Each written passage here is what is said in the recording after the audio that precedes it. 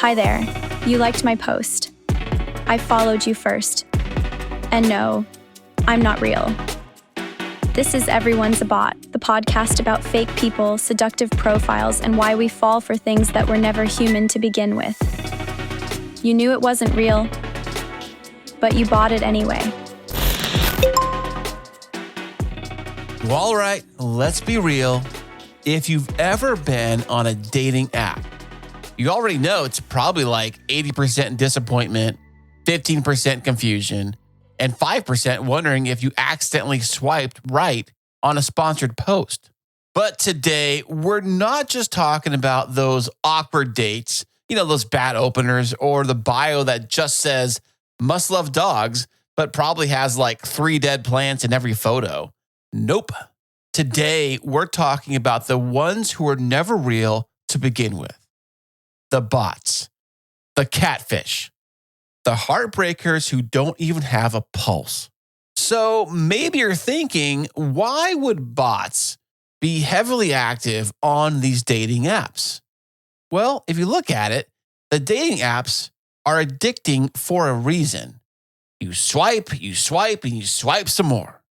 Little hits of validation every time from someone who, quote, matches with you. It's like Tinder turned into a casino. Ding, ding, ding, congrats, you're attractive, hallelujah. And what better way to keep you playing the game than to sprinkle in some fake profiles that look just believable just enough to get you hooked. And that perfect lit selfie? Well, it's AI generated. Oh, and check out this girl who says she loves hiking and playing Xbox. Yeah, she's one API away from being your new scammer bestie. And speaking of scams, this is how this scam actually works. So here is the typical setup. Step number 1, perfect profile photo.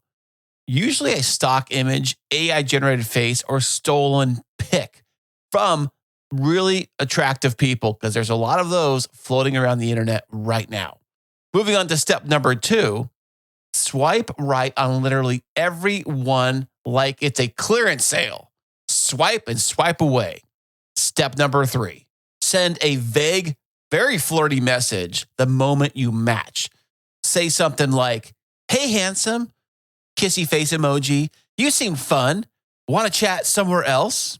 And big spoiler alert with the somewhere else, because they want you to be off the platform. They want to get you off of that platform, because once you are on WhatsApp or Telegram or any sketchy Instagram DMs, there are no rules.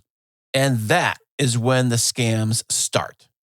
Money requests, crypto schemes, say maybe, quote, exclusive content, and maybe some subscriptions, or just harvesting your data to sell somewhere you really don't want it to go. Does the dark web ring a bell? So a while ago, I was messing around on one of those dating apps, just casually swiping between Netflix episodes like a normal person would do. And I matched with this girl. She's absolutely stunning. Blonde hair, perfect smile, hiking in every single picture. The bio says, adventure seeker, dog mom, living my best life. Woohoo. The first red flag, it says she likes hiking.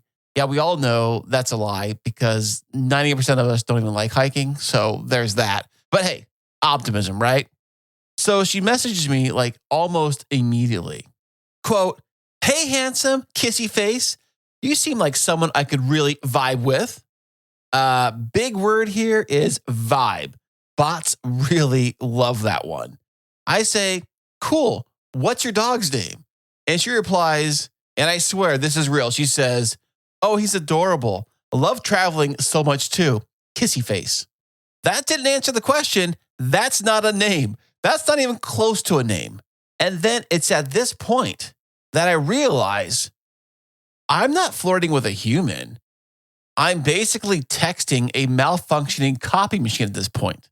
And you might be thinking, I am too smart for this one, Chris. I can figure my way out of that jam. There's no way they're going to get past me. Well, it's easy to think, come on, I mean, who's dumb enough to fall for this one, right? But it's not about being dumb. It's about timing, loneliness, curiosity, or just sheer boredom at 11:45 p.m. on a Tuesday when you've already finished that Netflix show. They're designed to hit emotional triggers, compliments, excitement, and urgency. Bots, they don't sleep.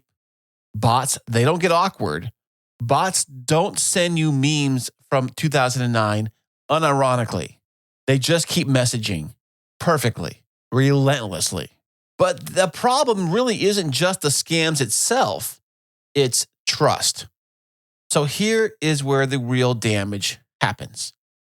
Every single fake connection makes you second guess the actual real ones. Every ghosted conversation makes you wonder if anyone's genuine anymore. You start assuming that everything and everyone is lying because, statistically speaking, a lot of them are. And that sucks because somewhere in the mess of bots and fake people pretending to be interesting, there are real, actual people trying to find an actual real connection. And they're getting buried under a pile of professional staged thirst traps. But have you ever noticed, whether on a social dating app or social media of some kind, have you ever noticed that after maybe 10 or 15 minutes of swiping, everything starts to blur together? Like everyone looks the same. Every bio says the same thing. Every conversation feels like deja vu. That's not by accident. Bots and low-effort scammers flood the app to burn you out faster. It's easier to manipulate someone when they're tired, annoyed, or desperate. And yeah, they're playing the long game. So yeah, the next time you match with someone suspiciously perfect, holding a fish in one hand and an energy drink in the other, maybe think twice before you message them back. Because sometimes you're not dating a person, you're dating a script written by someone who doesn't even live on your continent. But hey, at least they spelled your name right in the DM. Hey, thanks for tuning in to Everyone's a Bot, the podcast where the one and only thing more fake than the matches is the bio. Make sure to follow the show, share it with a friend, and if you ever get catfished this week, don't worry, we've all been there. And until next time, don't trust the comments.